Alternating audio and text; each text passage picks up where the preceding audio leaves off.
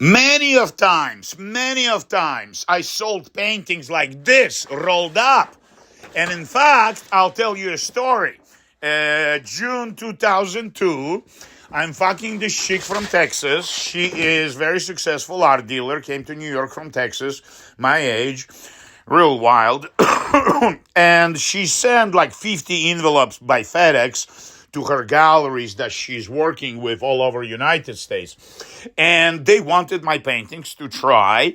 And there's one gallery in Connecticut, Avon, Connecticut, said, we want my art collector client in the gallery wants to see something that was on a photograph that Mary Boney, her name was Mary Boney, sent to this gallery. So we take a car, we take rolled up big canvases, we walk into a gallery, I unroll this big abstract size of this room. We're talking about 12 feet by 6 feet. And there's a very beautiful woman came into the gallery, and she doesn't say anything. And I talk. These fabrics I used to paint on, they come from Broadway shows. I have friends who are decorators at Broadway shows. And when they dump the show, they have rolls of fabric. And all of this fabric, they give it to me. And it's fire resistant. You understand? It's supposed to be fire resistant on stage in theater. So I tell her that. And she buys it, $12,000, cheap. And a year later, a year later, I broke up with Mary. She's crazy. She owed me like $16,000. I got a little.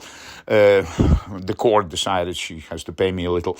But the Avon Gallery, Jennifer Galleries in Avon. I think she's still in business. Very smart woman. Very successful. She calls and she says, the art collector stretched the painting last year, but it's not signed. You need to come and sign it. So I come to Connecticut, rent a car, and all this is headache.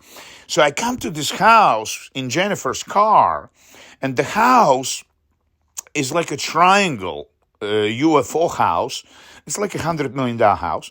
And she tells me her husband sold the hospital for $50 million. So I walk into this dining room with 12 chairs from Middle Ages, originals, not copies. The dining table for 12 from Middle Ages. That's like $300,000 table.